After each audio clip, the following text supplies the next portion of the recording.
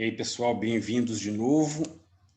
Deixa eu receber os alunos aqui para começarmos. Bom dia, professor. Bom dia, quase na hora do almoço, né? Que bom. Só um minutinho que eu estou recebendo aqui os alunos.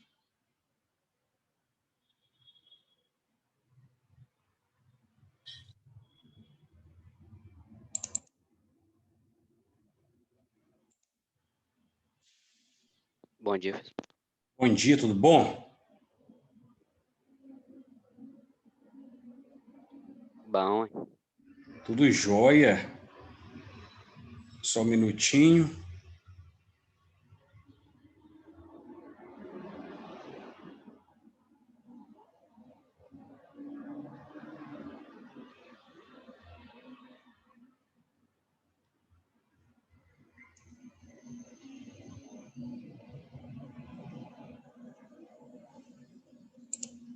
Deixa eu ver. Bem, eu creio que agora podemos voltar a corrigir o exercício que nós estávamos corrigindo na aula passada sobre o quiz de língua portuguesa, não é? Deixe-me voltar lá na página da internet.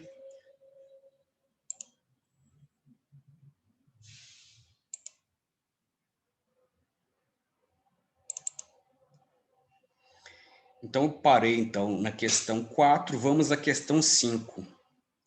Essa questão 5 trata de uma charge. Quando nós temos questões sobre charge, é preciso prestar atenção em dois aspectos: o aspecto verbal, as palavras, e o aspecto não verbal, que são as imagens. Isso significa que as charges, assim como os textos que apresentam imagens, têm uma complicação porque exigem duas camadas de interpretação. A interpretação voltada para a escrita e a interpretação voltada para o desenho. Evidentemente que é por isso que aparecem muitas questões com charges, com propagandas, porque no dia a dia nós temos muito contato com esse tipo de texto e é preciso que a gente eduque a nossa capacidade também de interpretação de imagens. Sabemos que toda charge tem como característica o humor, e o humor não necessariamente significa diversão. O humor sempre traz algo de ironia, e esse personagem, então, é o gatinho, Garfield, que pensa, né? Ele pensa, e essa é a característica dele. É como se fosse um animal perplexo com a relação, com o mundo dos humanos. Por isso é muito comum em desenhos animados, em filmes, em narrativas, a presença de animais, porque os animais, eles veem o humano por fora, né, de fora. Então eles têm uma visão crítica sobre a humanidade. Então, o rapaz está lendo, eu não sei como se chama esse rapaz aqui, e ele diz: você não faz ideia do monte de coisas que estão acontecendo no mundo. E aí o gatinho olha e pensa: ainda bem.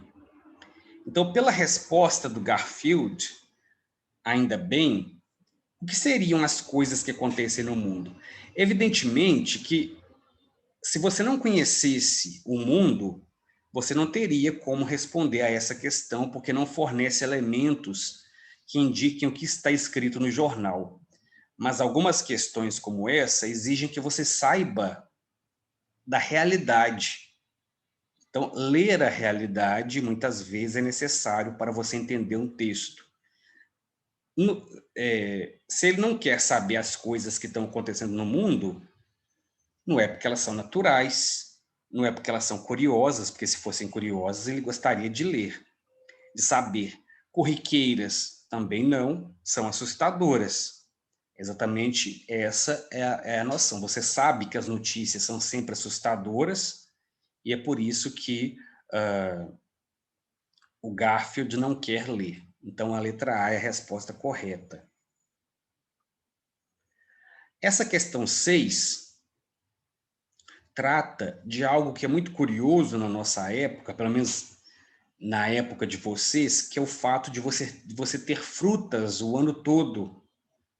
Quando eu era mais novo, criança, a gente só tinha fruta na data, na época do ano em que aquela fruta realmente dava. Manga, por exemplo, era só na época de manga que a gente tinha manga. Hoje, a qualquer dia que você vai ao mercadinho, você encontra manga. Pode não ser exatamente a manga que você comia no pé na casa da sua avó, mas ainda assim é manga. E por que nós temos esses frutos fora de época? O texto trata exatamente da forma como a tecnologia agrícola evoluiu tanto que nós temos alimentos, frutas, feitos a partir de cruzamentos genéticos. Aí você vai até o mercadinho e vê um tomate gigantesco, que parece mais uma melancia. Você vê uma manga gigante, as mexericas todas iguaizinhas. Parece que foi tudo feito numa fábrica. Exatamente porque ali nós temos mudanças genéticas que fazem com que esses alimentos, essas frutas, esses legumes, fiquem com essa aparência de muito saudável, de muito parecido um com o outro, e também de muito acessível a qualquer época do ano. Principalmente quando você vai a mercados como Carrefour, por exemplo, você vê aquela fileira de maçãs todas idênticas, né? Não tem um furinho, as goiabas não tem um bichinho, tudo feito, parece que foi feito exatamente numa fábrica. É sobre isso que trata esse texto, dessa inovação na agronomia. Então, esse texto vai tratar de quê? Da agricultura moderna, que produz frutas o ano inteiro? Sim, você tem frutas o ano inteiro. Ainda assim, algumas frutas não dão o ano inteiro. A jabuticaba, por exemplo, não dá o ano inteiro. Por falar em jabuticaba, talvez seja a única fruta que só exista no Brasil. Em nenhum outro país existe a jabuticaba. É tipicamente brasileira mesmo. Letra B, dos morangos que devem ser cultivados no outono? Não. Do calendário agrícola que determina a produção? Também não. Ao contrário. A produção não é mais hoje dependente do calendário agrícola, porque você pode ter produções o tempo todo. Das ações do clima que interferem na produção? Não, porque, novamente, a indústria agrícola faz com que você tenha esses alimentos a todo momento. Então, a letra A é a correta. Essa 7 me gerou muita dúvida, mas eu marquei a resposta certa e vamos ver por que essa é certa. O título é Receitas da Vovó. Lembra aquela receita que só sua mãe ou sua avó sabem fazer? Pois saiba que, além de gostoso, esse prato é parte importante da cultura brasileira. Veja que uma das opções são uma parte importante da cultura brasileira. Isso induz você a marcar essa opção, né? São parte importante da cultura brasileira. É verdade, os cadernos de receita são registros culturais. Novamente toca na questão da cultura. Primeiro porque resgatam antigas tradições, sejam familiares ou étnicas. Além disso, mostram como se fala ou se falava em determinada região. Então vejam que a ênfase aqui está na ideia da cultura do país, embora o título seja Receitas da Vovó. Então não se está falando de família, né? E ainda serve como passagem do tempo, chaves para alcançarmos memórias emocionais, etc. Então, qual é a opção? Fazem com que lembremos a nossa infância? Não, não necessariamente. Resgatam nossas tradições familiares ou étnicas? Sim, mas não é essa a tonalidade do texto. São as que só as nossas mães ou avós conhecem? Não. São aquelas que fazem parte da cultura brasileira. Inclusive, há há pratos que hoje são patrimônio o patrimônio brasileiro, né? São tombados como patrimônio brasileiro. Por exemplo, acarajé, o queijo em Minas Gerais, o queijo específico, né? Da canastra. Então, são alimentos que indicam uma nacionalidade, uma característica, né? E também aqui no texto aponta algo que é curioso, que é como os alimentos fazem com que a gente se lembre de algumas coisas. Porque a nossa memória não está ligada somente ao que lembramos pura e simplesmente pela mente. Por exemplo, um cheiro pode desencadear uma memória, uma lembrança. Às vezes você entra numa casa e fala, nossa, tem um cheiro da casa da minha avó, né? Parece que casa de vó tem um cheiro diferente. Há sons que lembram memórias, né? Às vezes você escuta alguém dizer alguma coisa e você tem aquela sensação estranha de que você já ouviu aquilo em outro momento, né? Além disso, há comidas que trazem lembranças. Quando você come uma determinada comida, você tem uma lembrança da sua infância. Por exemplo, você come um prato de couve com angu e torresmo, né? Ao comer aquela couve com aquele angu, que é algo que no dia a dia nem sempre se come mais, você possivelmente se lembra do sítio da sua avó, ou da casa da sua madrinha, onde você comeu um dia aquela couve com angu. Então, isso traz também a lembrança. A comida é um elemento muito forte numa cultura, por esses aspectos, né? É claro que ninguém vai se lembrar de uma cultura pelo Burger King, pelo McDonald's, porque são alimentos que não têm essa carga emotiva, né? Que tem num torresmo, numa linguiça, num frango com quiabo. Vejamos a próxima. Essa 8 é aquela questão que está confusa, não vou ler, mas a crítica que se faz aqui é o império da vaidade. Como nós somos vaidosos e por isso nós nos deixamos levar por tudo aquilo que nos é apresentado para consumir. A publicidade o tempo todo nos bombardeia com produtos. Se você pesquisar no Google, sei lá, mesa, sofá, quando você abre o seu e-mail, você encontra um monte de oferta de mesa e de sofá. Então, você é induzido até por digitar alguma coisa a comprar produtos ligados àquilo. Eles fazem uma identificação do seu perfil. E a partir desse perfil, você recebe um monte de oferta. E as ofertas geralmente apresentam assim: todos já têm, só falta você. Você merece esse conforto.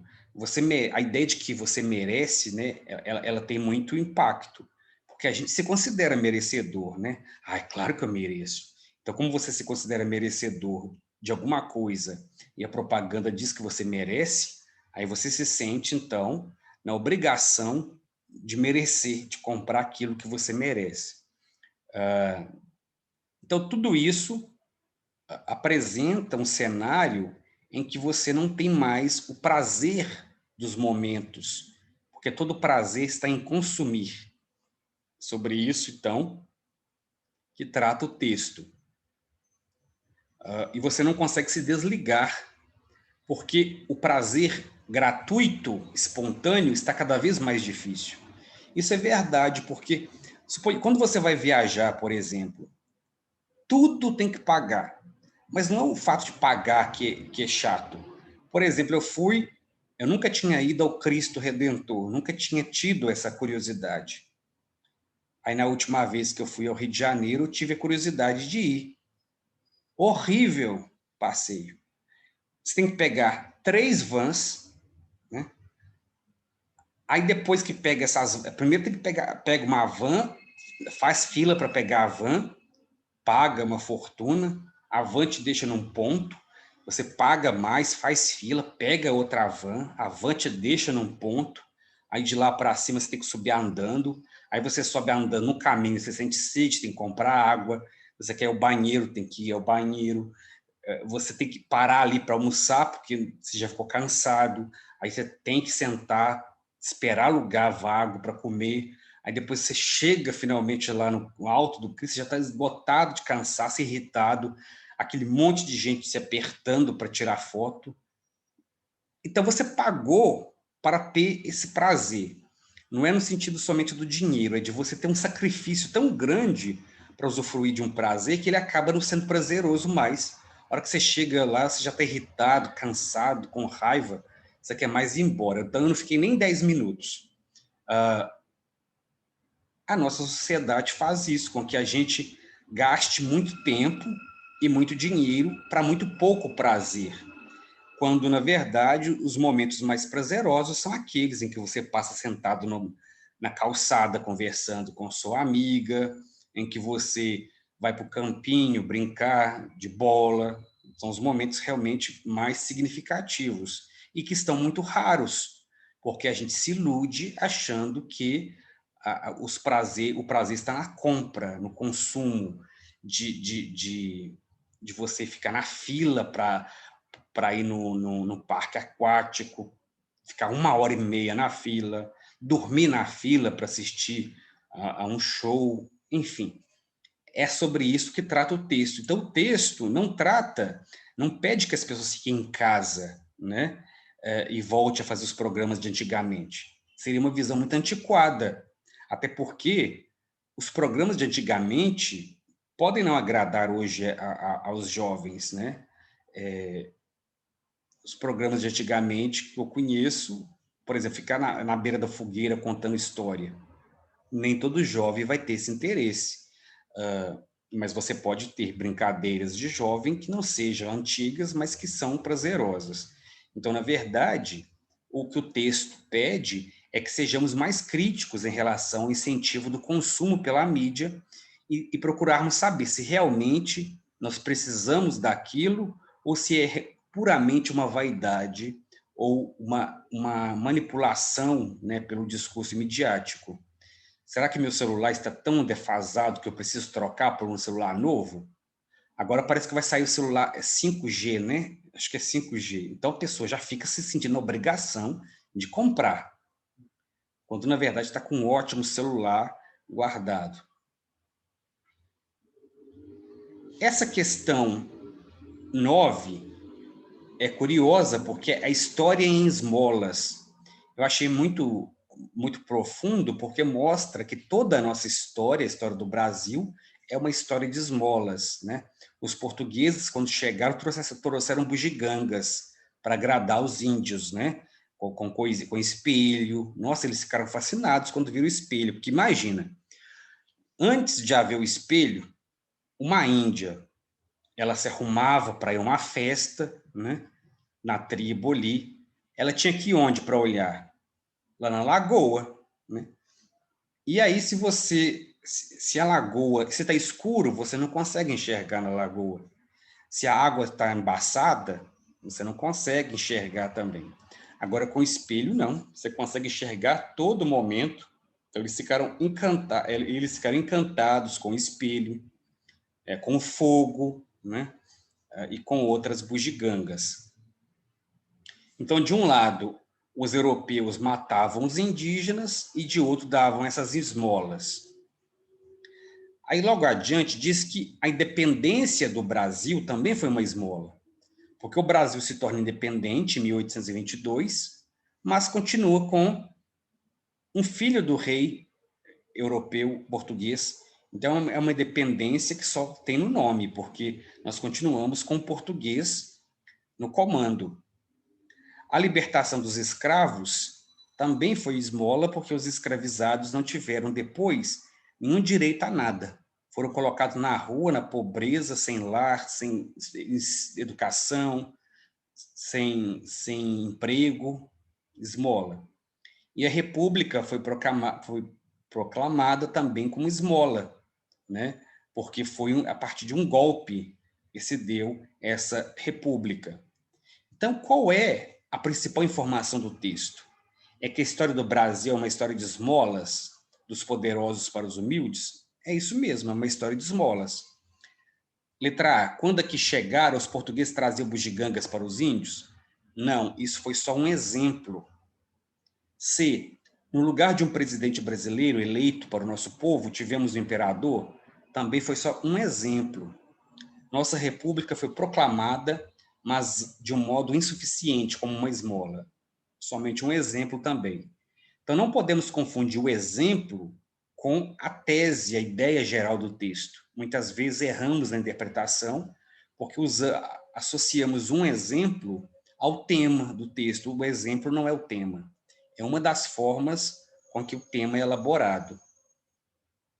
A questão número 10 trata de uma noite diferente em que alguém foi a São Paulo, né? E entra no táxi e conversa com o taxista, né?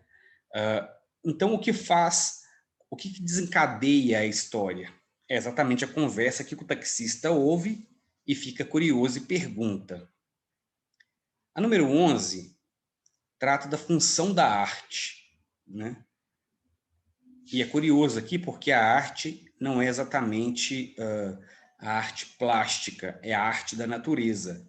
É a história de Diego. Diego não conhecia o mar. O pai, Santiago Kovadlov, levou-o para que descobrisse o mar. Viajaram para o sul. Ele e o mar estavam do outro lado das dunas altas esperando. Quando o menino e o mar e o pai enfim alcançaram aquelas alturas de areia, depois de muito caminhar, e o mar estava na frente de seus olhos. E foi tanta imensidão do mar e tanto fulgor, o brilho, né, que o menino ficou mudo de beleza.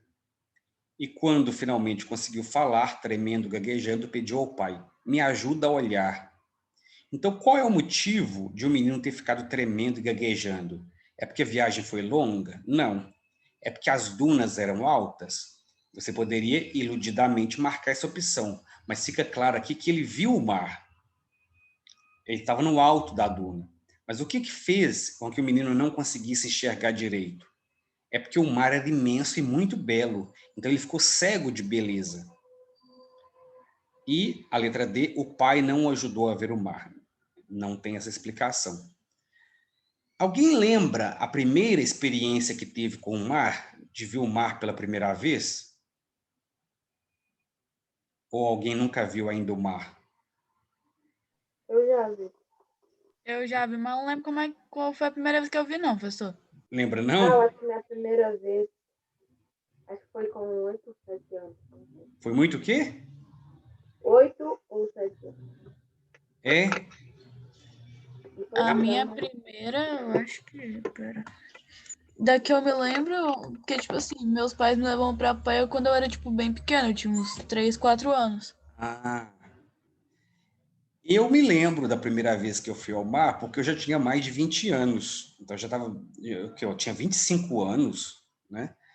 Na verdade, não é porque... É porque eu nunca tinha tido curiosidade de conhecer o mar, né?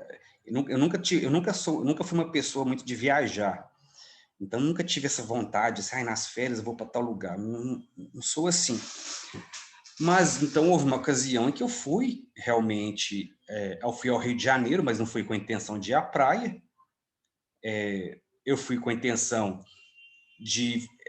tínhamos um grupo de amigos, né, amigos virtuais, ainda no Orkut, e a gente se conversava assim nesse grupo há muito tempo, mas a gente não se conhecia. E nós, então, combinamos de fazer esse encontro com esses amigos no Rio de Janeiro, aproveitar, então, para passear no Rio de Janeiro e conhecer esses amigos virtuais, né? Era um grupo aqui, umas 5 pessoas. E aí, nessa ocasião, então, é que eu fui e vi o mar.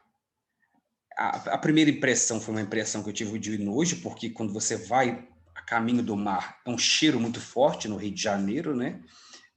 Quando você está chegando na cidade. E quando eu olhei o mar, eu senti uma admiração, porque é muito bonito. Porém, eu acho muito desagradável de ficar ali naquele calor, né? E andar na areia é muito cansativo, pesa muito. E quando eu pulei na água, né? Naquela emoção toda, eu fiquei com muita raiva, porque a água era muito salgada. Eu esqueci desse detalhe, então eu engoli um monte de sal.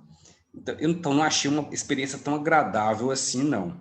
Então eu acho um mar mais bonito quando a gente vê assim em tela ou vê na TV. Mas eu acho que o mar tem um encantamento porque ele parece que é vivo, né? Ele parece que tem um poder assim, ele avança sobre você, né? As ondas vêm, então tem esse encantamento mesmo. Mas eu não vi, eu não fiquei cego de beleza não, como esse menino ficou não. Número 12. Temos outro texto sobre mente quieta, corpo saudável. A meditação ajuda a controlar a ansiedade e aliviar a dor? Ao que tudo indica, sim. Nessas duas áreas, os cientistas encontraram as maiores evidências da ação terapêutica da meditação, medida em dezenas de pesquisas. Nos últimos 24 anos, só a Clínica de Redução do Estresse da Universidade de Massachusetts monitorou 14 mil portadores de câncer, AIDS, dor crônica e complexões gástricas. Os técnicos descobriram que, submetidos a sessões de meditação que alteraram o foco de sua atenção, os pacientes reduziram o nível de ansiedade e diminuíram ou abandonaram o uso de analgésicos. A ansiedade é um problema que hoje acomete muitos jovens, né? Eu sempre tive ansiedade, sempre fui muito ansioso, mas eu não sabia que era ansioso, porque não se falava nisso. Mas hoje, como se fala muito, o jovem sabe que é ansioso, até porque a adolescência é um período hoje de muita pressão psicológica, porque você, ao mesmo tempo, tem que se preparar para o futuro, né? Para o vestibular, para o Enem, você tem também que fazer aula disso, aula daquilo, dança, inglês, natação, cursinho disso, cursinho daquilo, tudo faz com que o jovem fique mesmo com muita pressão e, sobretudo, porque os pais, às vezes, em alguns casos, tem muita expectativa com relação ao jovem, né? Então, esse jovem se sente pressionado não só pela sociedade, mas por ele próprio, no sentido de corresponder às expectativas que são depositadas nele. Tudo isso gera muita ansiedade e uma das formas de lidar com a ansiedade é fazer meditação. Eu confesso que nunca fiz meditação. Acho que eu nunca consegui fazer. Algumas pessoas fazem, dizem que é muito bom, né? Fazer meditação para controlar a ansiedade. Vejam que esse texto, que trata da meditação, não tem o objetivo de influenciar o comportamento das pessoas, somente traz informações. Então, quando o texto não apresenta argumentos, mas apresenta somente dados, significa que é um texto informativo. É preciso prestar atenção nessa diferença. Quando o autor está informando, ele não opina, e quando o autor opina. Se ele opina, é porque ele quer persuadir você, convencer você. Se ele informa, ele só quer mesmo transmitir informações, transmitir dados. Nesse caso, é um texto puramente informativo sobre mente quieta, corpo saudável, né? Então, a arte da meditação é uma arte importante para quem quer aliviar a sua ansiedade. Eu só consigo meditar ouvindo música, né? Uma música bem específica. Bem, então, vou aqui parar o compartilhamento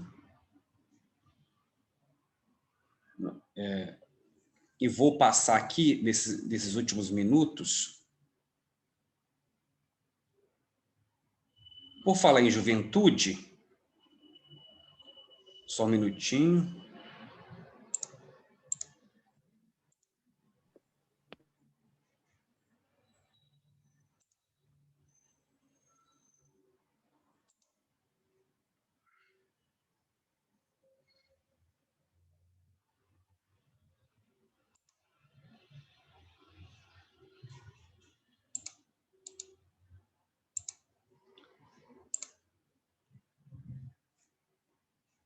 Eu vou passar esses últimos minutos, então.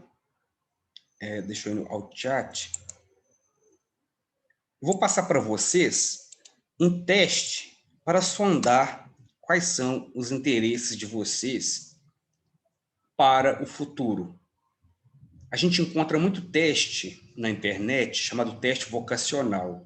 Não existe teste vocacional porque ninguém tem vocação para nada. O que nós temos é alguma inclinação ou facilidade.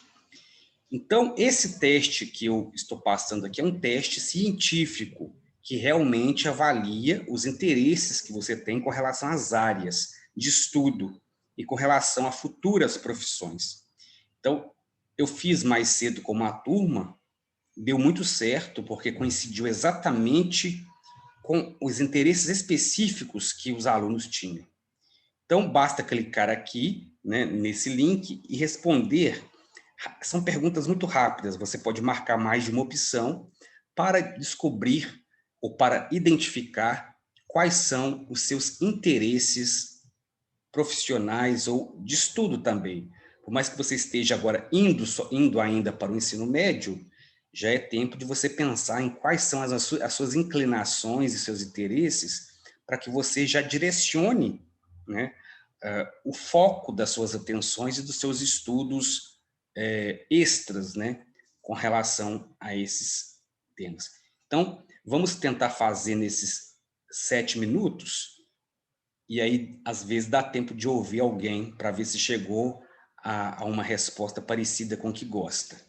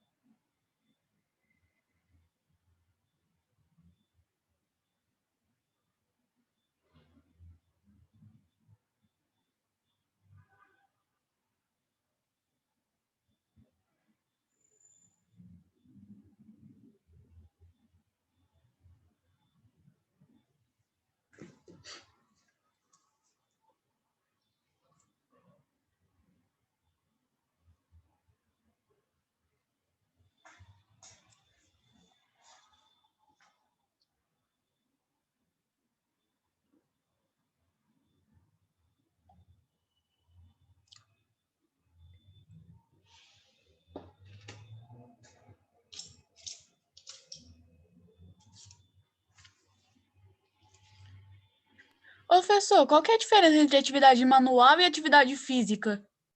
Atividade física é fazer exercício, algo que te cansa, né? E a atividade manual é você fazer, por exemplo, tricô, pintar, crochê, fazer estátua, entendeu? É fazer coisas com as mãos. Atividade física é dançar, correr, pular corda, nadar.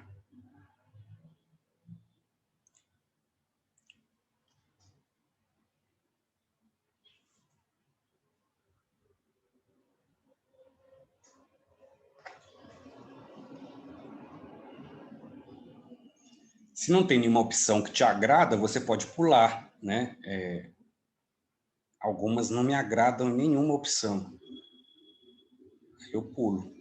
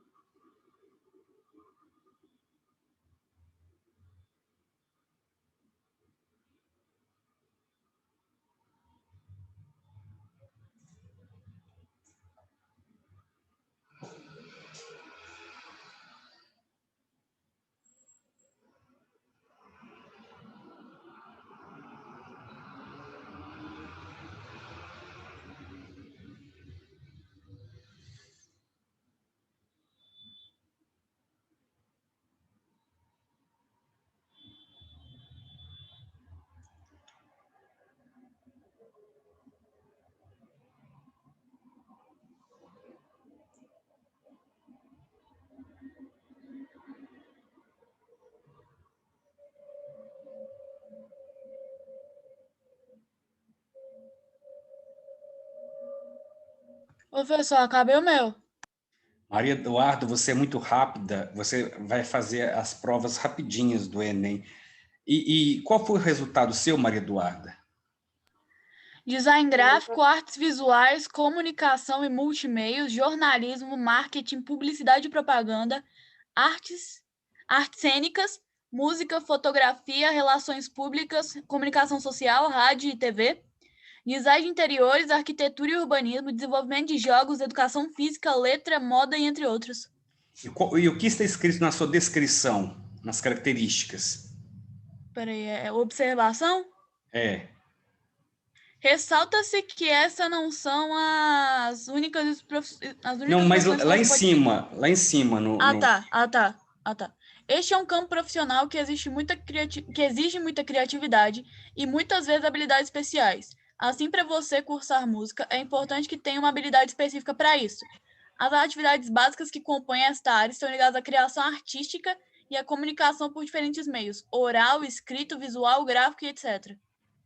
tem tudo a ver com o que você quer, né? Porque você quer trabalhar com dublagem, né? E dublagem está ligada ao campo artístico, né? Ao campo... Acabei o meu também, professor. O seu deu o quê, Arthur? Pode falar? Pode. Marinha, Aeronáutica, Exército, Polícia, Cientista, Militar, Direito, Perito, Segurança Pública e entre outros. E é uma área que você quer mesmo seguir, Arthur? Mas, quero, né? É mesmo? Olha que legal.